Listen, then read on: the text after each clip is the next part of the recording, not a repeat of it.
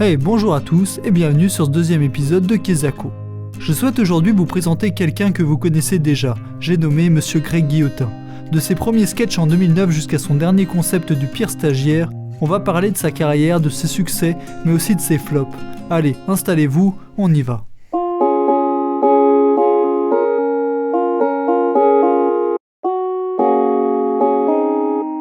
Grégory Guillotin est né le 3 juin 1983 à Sèvres, en région parisienne.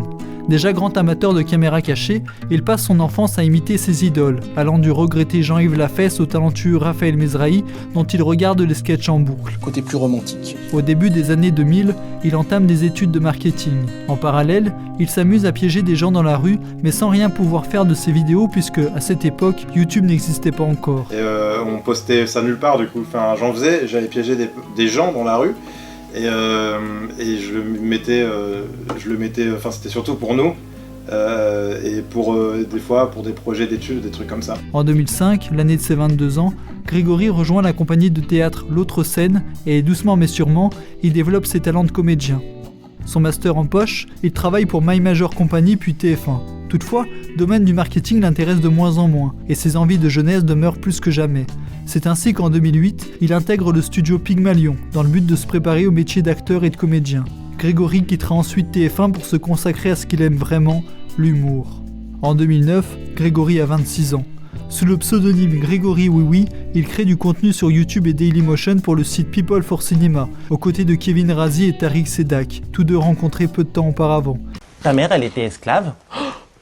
Bah ouais, en CDD. Oh, c'est déjà pas mal. Ouais. Oh, oui. Bien que la qualité des sketchs soit parfois un peu douteuse, il peaufine son interprétation et travaille sur ce décalage qui le rendra célèbre quelques années plus tard avec Benguy. Alors vous êtes un duo? Enfin vous êtes deux quoi? Ouais, ça ouais. Enfin presque deux. Oui, ça dépend. Comme Black et Decker? Oui. On peut dire qu'ils ont percé? Oui, c'est pas mal. C'est bien. Nous sommes en 2010. Grégory crée sa propre chaîne YouTube Grégory Oui Oui, où il publie des parodies. C'est .fr, Ah bah c'est bon. Vous avez eu 220 connexions en une semaine. en 5 jours. Eric Dussard, je vous présente donc Greg Oui Oui, qui est un nouveau chroniqueur. Greg, comment ça va? Eh ben ça va très bien et toi? Ça va super. Ça va Eric? Bah ça va pas mal. T'es prêt? Ouais, moi je suis prêt. Alors, tu vas faire ta nouvelle chronique qui s'appelle donc Greg. Et qui s'appelle Greg? Non, qui s'appelle pas Greg. Non, mais... Tu vas Je faire suis très mal barré. Bon, je vais chercher un café pendant ce temps-là. L'année suivante, en 2011, il fait quelques passages en radio et crée La vraie vie de Benguy, le fameux personnage aussi loufoque qu'attendrissant. Ne laissant personne indifférent, il provoque passants et commerçants. J'ai pris mes notes de ce que je veux, j'ai l'accès limité au mondedauphins.com, la télévision en waterproof et le téléphone en ultrason s'il vous plaît pour qu'ils puissent discuter avec tous les copains du monde entier. Enfin les copains dauphins bien sûr. Grégory fait évoluer l'univers de Benguy au fur et à mesure de ses caméras cachées. Prenez soin de vos tulipes, surtout. C'est pas grave. C'est pas grave.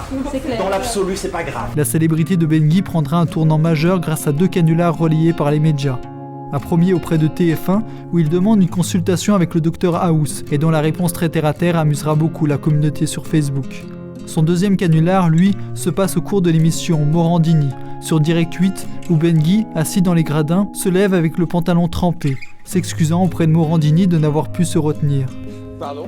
À nouveau, les médias partagent en masse cette scène peu commune tandis que certains fans avaient déjà reconnu l'imprévisible Benguy. Pendant ce temps, on va continuer. Pardonnez tout ça. Il n'y a pas de souci. Pardonnez. En 2012, tout s'accélère pour Grégory. Le succès grandissant de Benguy lui permet d'intégrer le Studio Bagel, une société comptant nombre de youtubeurs célèbres et financée en grande partie par Canal+. C'est sur cette chaîne que sera diffusée à partir de 2013 la quasi-totalité des sketchs de Benguy. Sa participation à l'émission On ne demande qu'à en rire ancrera encore un peu plus le succès de son personnage décalé auprès d'un public toujours plus large. Après 5 ans de Benguy, Grégory crée en 2016 la chaîne Nous sur YouTube et s'entoure d'un collectif d'humoristes pour évoluer vers du contenu plus diversifié.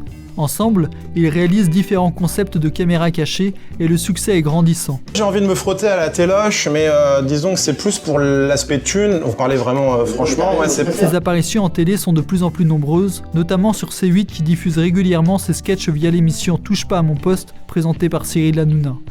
En 2018, au plus haut de son succès, une polémique éclate au sujet de ses pranks. Elle porte sur l'intervention de comédiens et dénonce la mise en scène de ces pseudo-caméras cachées.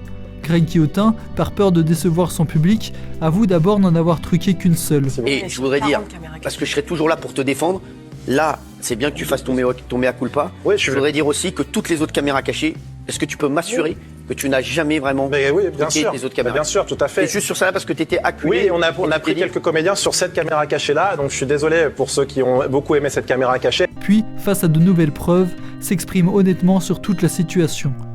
Il explique avoir eu recours à environ 5% de comédiens puisque sa notoriété rendait les pièges plus difficiles à mettre en œuvre, Greg étant souvent reconnu par les potentiels piégés. J'ai piégé 1 millier ou 2 milliers de personnes. Et dedans, il y a eu 5% de gens qui étaient des comédiens parce que parfois on se sauvait un petit peu, parce qu'on fait du divertissement, qu'on voulait compléter une vidéo, qu'on prenait une réaction pour embellir le tout, ou parce qu'on avait du mal à avoir des droits à l'image, parce qu'il faut savoir que tout le monde ne signe pas, que des fois on revenait les mains vides et qu'il y avait la pression des délais. Cette polémique a été très intense. Chaque piège de Greg demande énormément de préparation et un coût financier important puisqu'il travaille avec toute une équipe. Son recours à certains comédiens pour obtenir quelques réactions supplémentaires était compréhensible, mais ne pas l'avoir annoncé clairement lui a valu cette polémique dont il tire aujourd'hui les leçons. Grégory l'a promis, plus de fake à l'avenir. D'ailleurs, il partage les making-of de certains de ses pièges pour être plus transparent avec son public. Il se concentre depuis sur des projets au succès toujours plus important, de ses premiers épisodes du pire stagiaire à ceux du pire gendre, en passant par des pièges plus ponctuels, ses vidéos dépassent constamment le million de vues, ce qui a permis de mettre en lumière certains piégés tels que le rappeur JNR qui avait moins de 5000 abonnés à l'époque et qui en compte plus de 500 000 aujourd'hui. Greg Guillotin alterne entre différents personnages, allant de Louis Vignac au célèbre MC Guillaume. Ah, d'accord.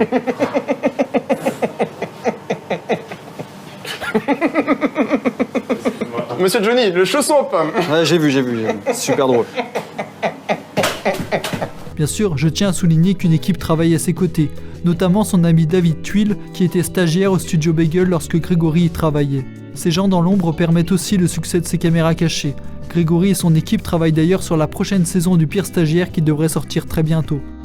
Même si j'ai été déçu que le prank de la danse magique, qui pour moi est un chef-d'œuvre absolu de la caméra cachée, ait en réalité été tourné avec l'aide de comédiens, je salue son obstination et son travail qui font rire des millions de personnes, et j'espère qu'il nous fera rire encore longtemps. Greg, courage pour la suite. Voilà, le second épisode de Kezako est terminé, vous pouvez liker, vous abonner, machin truc, vous connaissez la chanson, et moi je vous dis à la semaine prochaine, mardi 17h pour une nouvelle vidéo. Des bisous et prenez soin de vous.